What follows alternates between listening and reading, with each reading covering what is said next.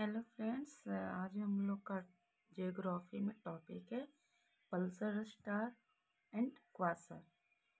तो Pulsar star क्या होते हैं? पल्सर स्टार कहने का मतलब होता है कि यह वास्तव में, ठीक है, यह वास्तव में एक न्यूट्रॉन स्टार ही है। यह वास्तव में क्या है? तो एक न्यूट्रॉन स्टार ही है। न्यूट्रॉन स्टार ही है। एक ऐसा न्यूट्रॉन, यानी कि एक ऐसा न्यूट्रॉन, मैं लिख देती हूँ, एक ऐसा न्यूट्रॉन, ठीक है, एक ऐसा न्यूट्रॉन तारा विकिरण के रूप में, विकिरण के रूप में विद्युत चुम्बकीय तरंग, विद्युत चुम्बकीय तरंगे निकलती हैं। कैसा निकलता है? तो विद्युत चुम्बकीय तरंगे निकलती हैं, वही पल्सर तारा होता है। वही क्या होता है? तो पल्सर स्टार होते हैं। ठीक है, यहाँ हम कह सकते हैं कि प्रत्येक पल्सर स्टार, यानी कि प्रत्येक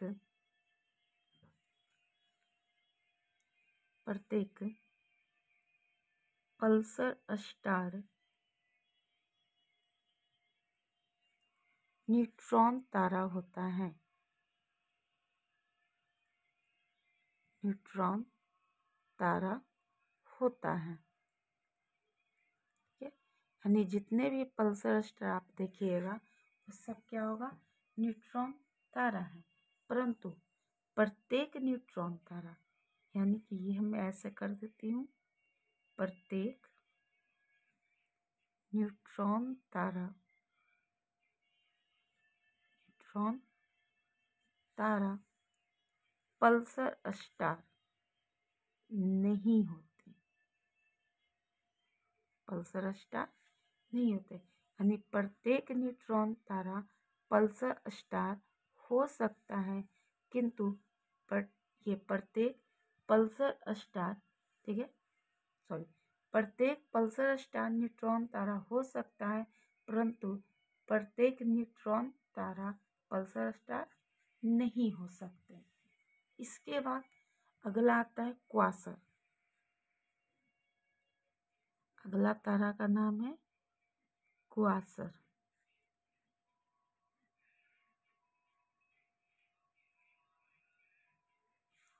चलिए क्वासर क्या, इसे भी देख लेते हैं। इसमें कहा जाता है कि जो न्यूट्रॉन तारा है, ये क्या है?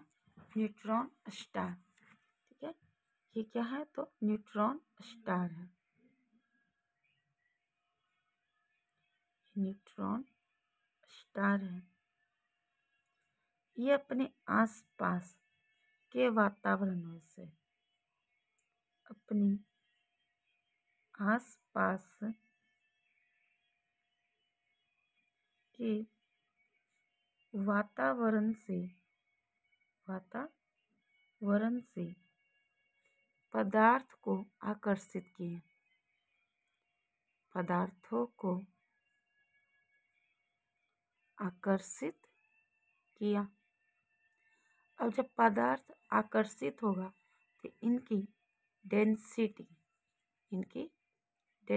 यानी घनत्व धीरे धीरे बढ़ना शुरू हो गया। इनकी डेंसिटी धीरे धीरे क्या हो गया? बढ़ गया। बढ़ने से क्या होता है कि इनमें एक पहले डायग्राम बना देती हूँ।